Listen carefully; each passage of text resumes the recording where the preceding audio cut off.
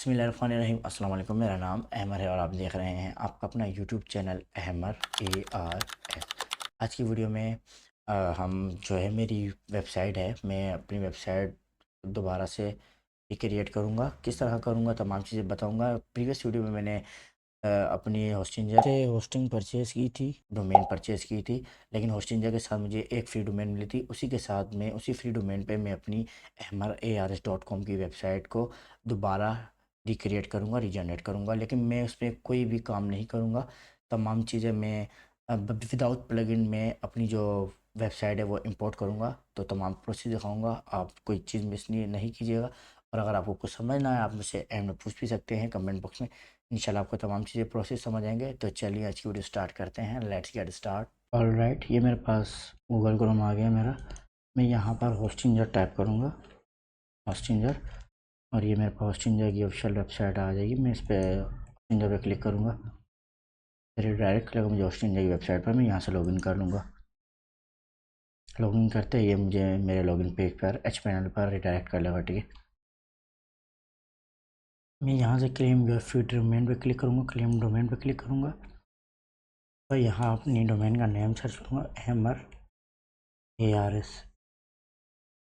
मेरी वेबसाइट का पहले भी नाम था अहमर ARS। मैं यहाँ से .com कर दूँगा, ahmar.ars.com के बाद मैं चेक अवेलेबिलिटी पे क्लिक करूँगा। Domain is available, okay. मैं क्लेम डोमेन पे क्लिक करूँगा, मुझे बिल्कुल फ्री मिलेगी क्योंकि मेरे को मेरी होस्टिंजर की मैंने परचेज़ की थी, उसके साथ मेरे को बिल्कुल फ्री मिली थी। यहाँ पर रजिस्टर यूर डोमेन पर हमने जो मैंने भी आपके सामने अपनी डोमेन ली है ahmar.ars.com, जो मुझे होस्टिंजर से फ्री मिली थी। अब यहाँ पर पाकिस्तान है, पर्सनल है। मैं इस पर नेक्स्ट स्टेप पे क्लिक करूँगा। यहाँ पर ये इन्फॉर्मेशन मैं फ़िल कर लेता हूँ। आप इजीली है, बिल्कुल आप इसे फ़िल कर लीजिएगा। मैं इसे फ़िल कर देता हूँ। ओके, फ़िल करने के बाद आपने यहाँ से इसे फिनिश रजिस्ट्रेशन पर क्लिक करना है। ये आपको फिनिशिंग यूर डोमेन रजिस्ट्रेशन पर ले जाएगा। नेक्स्ट स्टेप, आप यहाँ पर start using your new domain continue कर लेंगे। ठीक है जी, मेरी डोमेन जो है वो हो गई है, ओके हो गई है। अब हम अपनी वेबसाइट बना सकते हैं। मतलब मैं माइग्रेट करूँगा जो मैंने आपको। अब मैं यहाँ से चेक करता हूँ, ये देखिए यहाँ पर मेरी डोमेन पे डॉट आ रहा है, इसका मतलब मेरी जो डोमेन है वो ओके हो चुकी है। तो अब मैं यहाँ से कंटिन्यू क्रिएटिंग और माइग्रेशन और वेबसाइट्स पे क्लिक करूँगा, कंटिन्यू में क्लिक करूँगा। कंटिन्यू में क्लिक किया। अब मैं यहाँ से इसे माई सेल्फ और माई बिजनेस पे लेके जाऊँगा। नेक्स्ट स्टेप करूँगा, create a website, next WordPress. Hostinger website builder हम नहीं यूज़ करेंगे, वर्डप्रेस पे करेंगे। नेक्स्ट के बाद यहाँ पर ये मुझे वर्डप्रेस एडमिन जीमेल बता रहा है, ओके। के बाद यहाँ पर मेरा कोड ये इन्होंने अपना दिया हुआ है, तो यहाँ पर आप अपना कोई स्ट्रॉन्ग सा कोड इंसर्ट कर दीजिएगा। मैंने अपना कोड हाइड किया हुआ है, तो आप अपना स्ट्रॉन्ग सा कोड टाइप कर दीजिएगा, फिर नेक्स्ट क्लिक कीजिएगा। अब यहाँ पर मैं अदर्स पे क्लिक कर लूँगा। अदर्स पे क्लिक करने के बाद अब यहाँ पर देखिए नीचे लिखा आ रहा है यूज़र थीम इंस्टेड, ये लिखा हुआ है। आपने यहाँ पर क्लिक कर देना। उसके बाद ये आपसे पूछेगा 2025 का जो अभी करंट चल रहा है। मैं इसी पे क्लिक करके, क्योंकि डिफ़ॉल्ट ही चल रहा है, तो मैं यहाँ से नेक्स्ट पे क्लिक कर लूँगा। ये मेरे को नेक्स्ट प्रोसेस पे ले जाएगा। अब ये मुझे कुछ प्लगइन्स के बारे में बोल रहा है कि और हमें कोई प्लगइन करना हो, मैं यहाँ से डू नॉट इंस्टॉल प्लगइन पे क्लिक करूँगा, जिसकी वजह से मेरे पास कोई प्लगइन इंस्टॉल नहीं होगा। अब यहाँ पर ये मेरे को मेरी दो वेबसाइट्स है उनके बारे में बता रहा है, ahmar.ars.com और एक roshonsehat.com। मेरे को ahmar.ars.com पर अपनी वर्डप्रेस इंस्टॉल करनी है। तो बाद मैं यहाँ से नेक्स्ट पे क्लिक करूँगा। अब ये मेरे से मेरी लोकेशन पूछा हूँ, मैं यहाँ से लोकेशन जो है इंडिया कर लूँगा, एशिया। ये आप बाद में चेंज भी कर सकते हैं, महीने में 1 मंथ जो है आप एक बार से चेंजेस कर सकते हैं। ठीक है, ये हो गया। उसके बाद मैं यहाँ से इंस्टॉल वर्डप्रेस पे क्लिक करूँगा और फ्यू सेकंड्स कुछ टाइम लगेगा और आपका जो वर्डप्रेस होगा वो आपके इंस्टॉल हो जाएगा। फिर मैं आपको नेक्स्ट प्रोसेस दिखाऊंगा। ये हमारे पास देखिए वर्डप्रेस की जो वेबसाइट है वो हमारे पास आ चुकी है। लेकिन अब यहाँ पर आप ये देखें मेरी डोमेन जो है वो करेक्ट नहीं हुई है। क्यों नहीं हुई है हम चल के इसको देखते हैं। मैं यहाँ से इसे बैक करूँगा।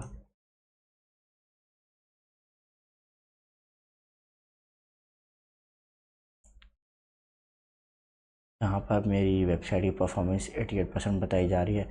तो यहाँ पर देखिए मेरे पास वर्डप्रेस एडमिन भी आ रहा है, डैशबोर्ड भी आ रहा है। ओके, दोनों चीज़ें आ रही है। तो अब मैं यहाँ से वर्डप्रेस एडमिन पर क्लिक करता हूँ। ये देखिए जो कि मेरी वेबसाइट जो है वो दोबारा से ऑनलाइन हो चुकी है, mrars.com। अब ये यहाँ पर तमाम चीज़ें बता रहे हैं। अब मैंने देखिए मैं अपने आपको वेबसाइट दिखा देता हूँ। मेरी वेबसाइट अब किस तरह से आ रही है। ये देखिए सिंपल सी मेरी वेबसाइट आ रही है। मेरी वेबसाइट जो कि एक्सपायर हो गई थी और मेरी वेबसाइट लाइव नहीं थी, इसकी वजह से मैंने अपनी वेबसाइट को दोबारा लाइव किया है।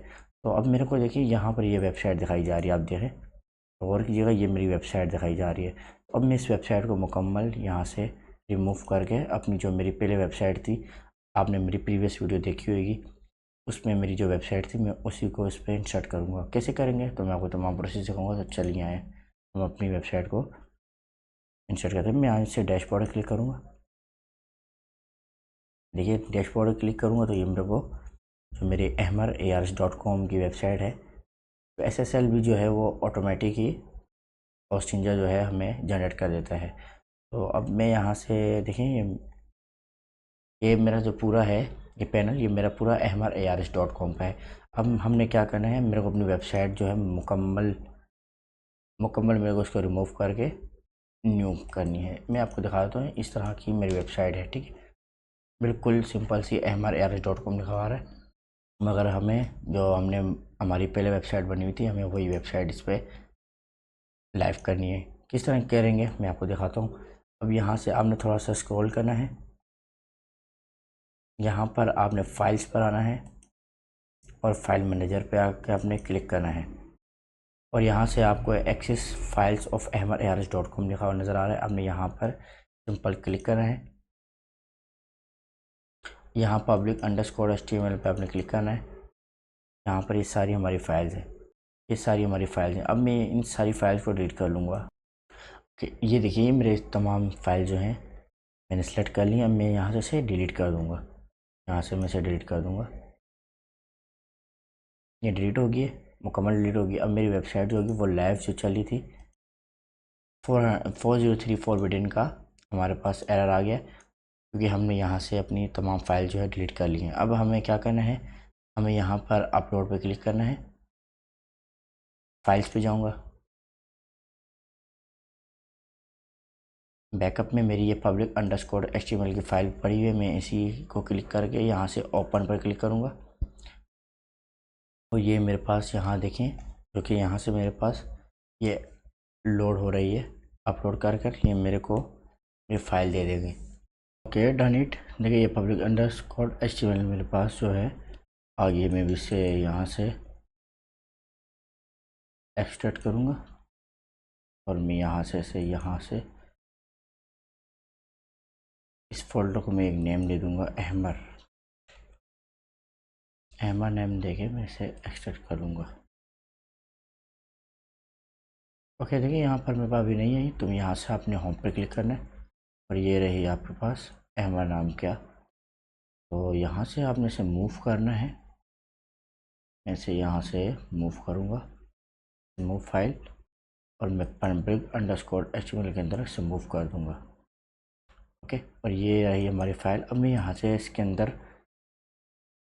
मैं इसके अंदर जाकर अभी ये आपने इन तमाम फाइल्स को यहाँ से Ctrl+A दबा के Ctrl+All को मूव कर दीजिएगा। यहाँ से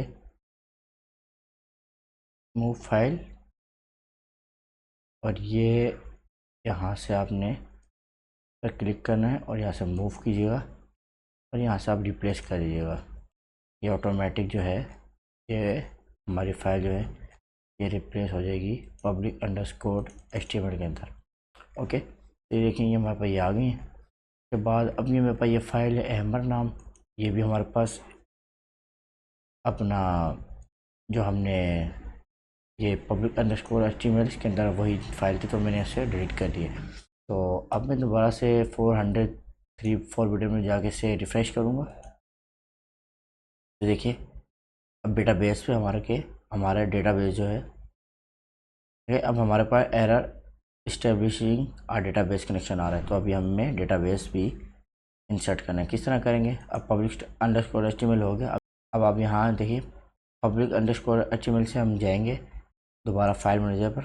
अब यहाँ से हमने स्क्रॉल कर कर डेटाबेसिस पे क्लिक करना है। उसके बाद आपने यहाँ पर php_my_admin पे क्लिक करना है। ये आपको डायरेक्ट करेगा नेक्स्ट पेज पर। अब यहाँ पर ये देखिए ये हमारा डेटाबेस बना हुआ है। यहाँ से हमने इंटर php_my_admin पे क्लिक करना है। ये आपको डायरेक्ट करेगा नेक्स्ट पेज में, जहाँ पर हमारे पास मुकम्मल PHP की जो डेटाबेसिस होंगे वो बनी होंगे। अब देखिए ये रहा। आपने इससे यहाँ से मुकम्मल चेक ऑल पर क्लिक करना है और यहाँ से हमने ड्रॉप पर क्लिक करना है, क्योंकि हमें इसकी डेटाबेस नहीं चाहिए। हम अपनी जो डेटाबेस है वो पे क्रिएट करेंगे, ठीक है। देखिए अगर आपने हमारी लास्ट वीडियो नहीं देखी, इसमें मैंने आपको एक्सपोर्ट और इंपोर्ट दोनों के बारे में बताया था, तो मैं आपको वीडियो के लास्ट में वीडियो जो होगी वो मैं आपको सजेस्ट कर लूँगा, वो उसे देख लीजिएगा। आपको इजी तमाम चीज़ें एक्सपोर्ट इंपोर्ट ही समझ आ जाएंगी, और आई बटन में लिंक दे दूँगा। तो आज मैं इसे इंपोर्ट करूँगा, इंपोर्ट पे क्लिक करूँगा और यहाँ से चूज़ फाइल पे क्लिक करूँगा, और ये रही SQL की फ़ाइल। मैं इसे यहाँ से ओपन पे क्लिक करूँगा। ये हमारे पास SQL की फ़ाइल आ चुकी है। आप स्क्रॉल कीजिएगा, स्क्रॉल कर नीचे यहाँ पर आपको इंपोर्ट नज़र आ रहा होगा। इंपोर्ट यहाँ पर हमें सिंपल क्लिक करना है और ये आपके पास तमाम चीज़ें जो होंगी वो इंपोर्ट होकर php_my_admin में आ जाएंगी। अब यहाँ पर ये हमें मैसेज भी शो हो गया। मैं यहाँ से अपना तमाम जो है चेक कर लेता हूँ। ये देखिए हमारे पास SQL का डेटा तमाम आ गया। ओके, इतना हो गया। अब हमने क्या करना है, अब हम दोबारा से रिडायरेक्ट करेंगे php_my_admin पर। तो अभी हमारी जो वेबसाइट है वो ओपन नहीं होगी, डेटाबेस अभी भी हमारा नहीं कनेक्ट हुआ। वो अब किस तरह कनेक्ट करेंगे? अब देखिए बिल्कुल सिंपल चीज़ है। क्या करना है, आपने डेटाबेस पे हम पहले आए थे। अब देखिए यहाँ आपने डेटाबेसिस के नीचे मैनेजमेंट है, आपने यहाँ पर क्लिक करना है। यहाँ पर क्लिक करेंगे, स्क्रॉल कीजिएगा। स्क्रॉल करते ही ये आपके पास नीचे जो डेटा शो हो रहा है, ये आपकी MySQL की फाइल्स का डेटा है, ठीक है। तो अब यहाँ से हमने क्या करना है, बिल्कुल सिंपल सा काम है, सिंपल सा है। अब यहाँ से हमने ये तमाम डेटाबेस जो है ये अपना रिकनेक्ट करना है, क्योंकि हमारा जो पहले होस्टिंगर का था उसके अंदर हमारे पास MySQL का डेटाबेस, MySQL यूज़र और उसका पासवर्ड चेंज था। अब हमने न्यू होस्टिंग ली, उसमें हम अपना पुराना जो डेटा है वो इम्प्लीमेंट करें, तो अब हमें चेंजेस करनी पड़ेगी। क्या करते हैं तमाम चीज़ आपको बताऊंगा। तो अब यहाँ से आप आ जाए public_html में। अब यहाँ से स्क्रॉल करके config.php ढूंढनी है, wp-config.php, ये रही wp-config.php। आपने उनका से दो बार सेलेक्ट करना है और यहाँ से आपने थोड़ा सा ये देखिए, यहाँ से database name, database user, database password, ये हमें तीनों चीज़ें चेंज करनी है। ये कहाँ से होंगी ये मैं आपको बताता हूँ। आपने दोबारा से आना है अपने होस्टिंगर पर, और ये आपने सबसे पहले MySQL डेटाबेस, देखिए ये रहा MySQL डेटाबेस। इसे आपने यहाँ से कॉपी करना है। दो बार क्लिक कीजिएगा और Ctrl+C से कॉपी कर आपने चले जाना है wp config पे। इस पर दो बार आप क्लिक कीजिएगा, दो बार क्लिक कर आपने से पेस्ट कर देना है। ओके, पेस्ट करना है, मगर देखिएगा कोई यहाँ पे स्पेस ना है। उसके बाद नेक्स्ट है डेटाबेस यूज़र। तो डेटाबेस यूज़र के लिए हम दोबारा वहाँ जाएंगे और यहाँ से डेटाबेस यूज़र को कॉपी करेंगे।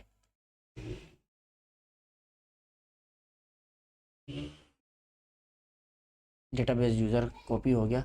अब यहाँ से आपने यहाँ पर आना है और यहाँ से आपने से पेस्ट कर देना है। ओके, नेक्स्ट फिर हमने दोबारा जाना है यहाँ पर। अब हमारे को पासवर्ड चाहिए। पासवर्ड हमारा जो पुरानी होस्टिंग जगह था वो हमें नहीं पता। अब हमें इसे कैसे जनरेट करना है, आपने यहाँ पर थ्री डॉट पर क्लिक करना है। ये थ्री डॉट पर आपने क्लिक कर यहाँ से चेंज पासवर्ड पर क्लिक करना है। चेंज पासवर्ड क्लिक करते ही आपके पास यहाँ पर न्यू पासवर्ड जनरेट हो जाएगा। आपने यहाँ अपना पासवर्ड जनरेट कर देना है। आपने जनरेट करके यहाँ से इसे अपडेट कर लेना है। अपडेट करते ही ये आपका पासवर्ड चेंज हो जाएगा।